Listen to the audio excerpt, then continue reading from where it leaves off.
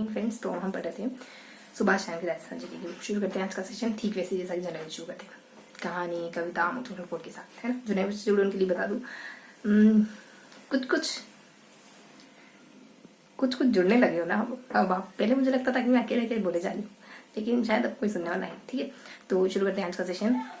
छोटी सी कविता या कहानी है, मैंने कहीं सुनी थी, ओशो के मुंह से सुनी थी कल परसों। ठीक है, कि ओशो कहते कि डर के बदौलत कुछ नहीं हो सकता। डर से चीजें दब भली सकती है, लेकिन वो वापस उभरेगी जब कभी उसको समय मिलेगा ना, वापस उभरेगी जब डर का प्रभाव खत्म हो जाएगा या डर का स्रोत हट जाएगा, है ना। जो काम सही तरीके से प्यार से समझा बुझा के करा जा सकता है ना, जो जड़ों में खाद डाल के जो असर होता है ना, वो पत्तियों में पानी डाल के नहीं हो सकता। ठीक है, अगर आप एक कोई बाप होता है अपने बेटे को कहता है, उसको गाली देते सुनता है तो वो कहता है कि तुम्हें 1 रुपया मिलता है, अगर तुमने गालियां दी तो तुम्हारी पॉकेट में से कुछ हिस्सा कट जाएगा, 4 आना 8 आना 16 आना, है ना। अगर तुमने ठीक ऐसे गाली की कैटेगरी बना दी उन्होंने, है ना। मतलब पिता लोग यही करते हैं, उनको लगता है कि यही एकमात्र हथियार है, मतलब यही एकमात्र तरीका है जिससे अपन किसी को रोक सकते हैं, किसी को बचा सकते हैं, या तो डंडे की मार पर या डांट फटकार करके, है ना।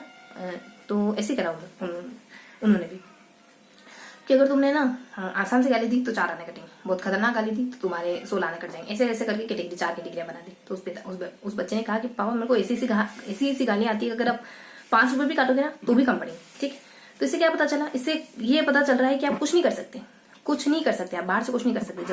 जब तक बात दिल में ना लगे ना, तब तक कुछ नहीं कर सकते। और जब तक आसपास का माहौल ऐसा ना हो, बाप का बेटे के साथ अच्छा संबंध ना हो, दोस्त ना हो दोनों, है ना, बाप सिर्फ तानाशाही ना हो, सिर्फ बातें थोपता ही ना हो, कभी कभी बच्चे की बातें मान भी लिया करता हो, है ना।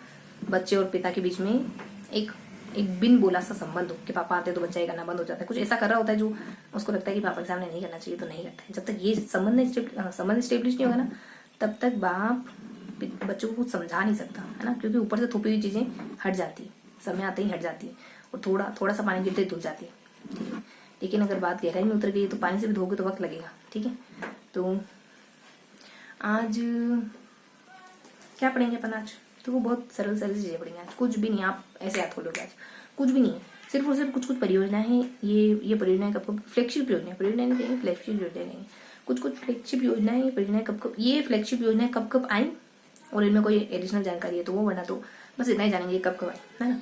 कौन सी फ्लैगशिप योजना है, जैसे वो योजना है जो जल्दी अपन आसपास देखते हैं, जैसे निःशुल्क दवाइयाँ मिल रही है, बीमा हो रहा है ना, स्कूटी वगैरह मिल रही है, और स्कूटी दवाई बीमा, बेरोजगारों को भत्ते मिल रहे हैं, है ना। पालनहार योजना जिसका मैं भवन नहीं, उन बच्चों को भी सरकार पैसे मुहैया करवाती है। ऐसे कुछ योजनाएं हैं जो हमारे आसपास हम देखते हैं ना, उन्हीं के बारे में पढ़ेंगे ये कब आई। ठीक है, और इनके अंदर और क्या क्या लाभ दिए जाते हैं, और एक विद्यालय वगैरह स्कूल वगैरह खोले जाने बच्चों के लिए, अच्छे मॉडल स्कूल की बराबरी कर सके ऐसे स्कूल खोले जाने के, है ना। और भी बहुत सारी छोटी छोटी योजना। ठीक है, तो निःशुल्क दवा की योजना कब आती है? 2011 में। स्कूटी योजना कब आती है? 2000 स्कूटी योजना 2015-16 से चल रही। और निरोगी राजस्थान करके भी योजना है जो 2019 में आती है। और एक निःशुल्क जांच, है ना, आप जांच करवा सकते हो, ये आती है अपने 2013 में। ठीक है, फिर एक बीमा योजना भी जो 1 मई 2022 को आती है, 10 लाख रुपए का बीमा दिया जाता है। और 1 अप्रैल 2022 से इसका समय बढ़ा करके, इसके पैसे बढ़ा करके 10 लाख की जगह 20 लाख 25 लाख कर दिए, है ना। और ऐसे बता रखा है कि इसमें अगर आप जुड़ना चाहते हो, पता नहीं क्या है, लेकिन अगर आप भी जुड़ना चाहते हो ना इसमें, अगर आप उस कैटेगरी में नहीं आते हो, आप जुड़ना चाहते हो तो 850 रुपए देके आप जुड़ सकते हो। पता नहीं क्या है, लेकिन ऐसा दिया बता। स्कूटी योजना तो बता दिया ना आपको ना। बेरोजगारी भत्ता 2019 से चल रहा है, जो बच्चे बेरोजगार हैं, पढ़ लिख लिए, ग्रेजुएशन कर ली, लेकिन बेरोजगार हैं, तो लड़कों को 4000 रुपये दिए जाएंगे, लड़कियों को 4500 रुपये दिए जाएंगे ना। 4 महीने की इंटर्नशिप करवाई, ऐसे नहीं देंगे, 4 महीने की इंटर्नशिप करवाई जाएगी, फिर आपसे काम लिया जाएगा, पढ़ाने को कहा जाएगा, तब जाके आपको ये भत्ता मिलेगा।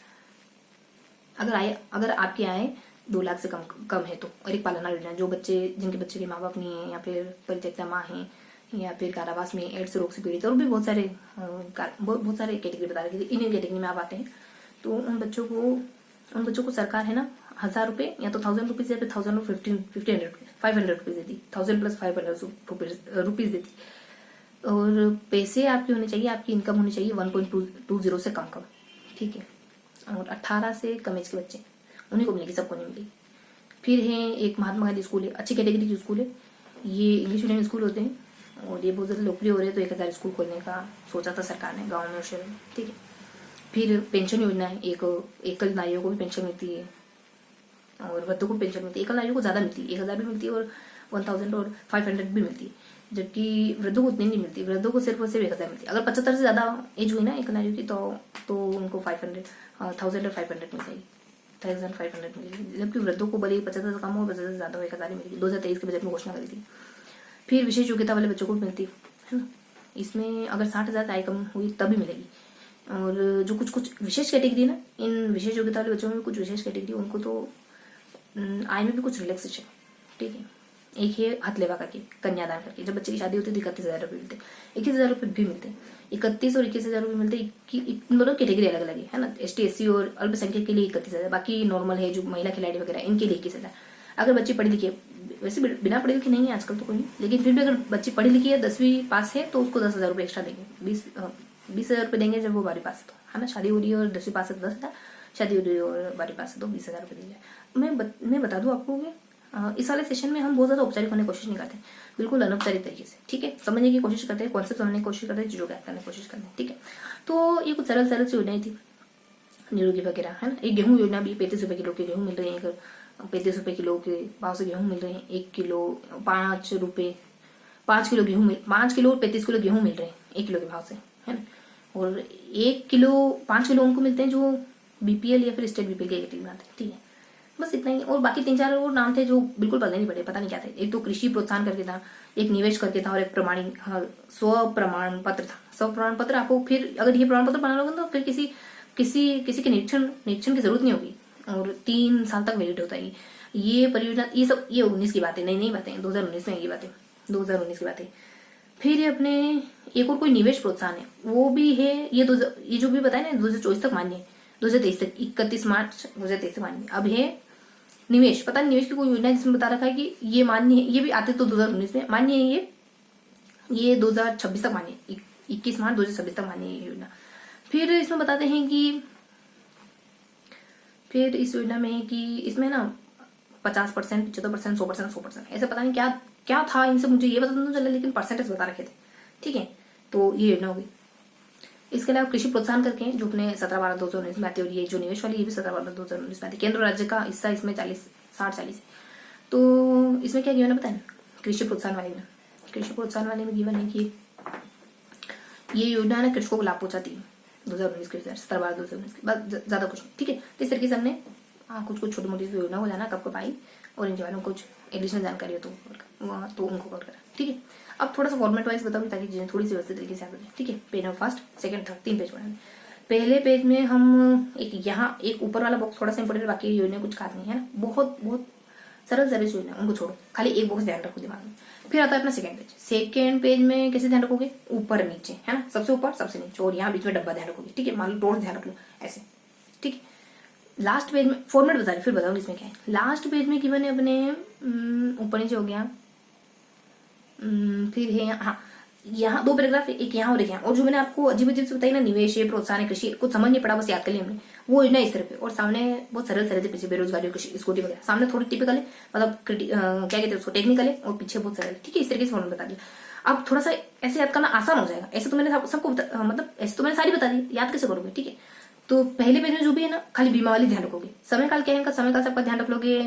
समय काल है डाइवर्स समय काल यहाँ पे, है ना, 11, 13, 19, है ना, ऐसे मतलब डाइवर्स समय काल है। 21, है ना, तो 11 को सेंटर में रख लो, कोने में 11 पड़ा है, फिर 13 है, फिर 19 है, फिर 21 है, सब समय काल सब।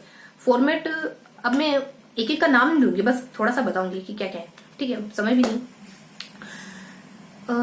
सेकेंड पेज में बताऊं क्या, 5 बार भी तुलना, ठीक है। तो ऐसे रहने देते, मैंने आपको बता ही देना, एक करके तो बता ही दिया। अब आप याद कैसे करोगे, 1-2 बार सुनोगे तो याद हो जाएगी, ये कब आई, ये कब आई, ये कोई छोटी छोटी योजना है, ठीक है। तो क्या पढ़ा हमने, योजना पढ़ा, बेसिक योजना है, कुछ सुनी हुई है, कुछ नहीं सुनी। क्या पढ़ा हमने, योजना पुरस्कार पढ़े, योजना पढ़ी, फ्लेक्सिबल योजना, कुछ देखने की जरूरत नहीं। टोर ध्यान रख लेना, टेक्निकल बातें और थोड़ा सा सरल बातें ध्यान रख लेना। सबसे पहले पेज में अपने सबसे ऊपर बॉक्स ध्यान रख लेना, ये इमेज ध्यान रखो, ध्यान रखिए ना।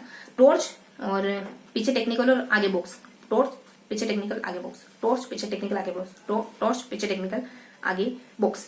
क्यों बोला, ताकि आपको बार बार पढ़ के याद हो जाएगा। PDF प्रोवाइड कर दूंगी, पढ़ लेना। मिलते हैं इसी के अगले सेशन में, तब तक के लिए चाहिए।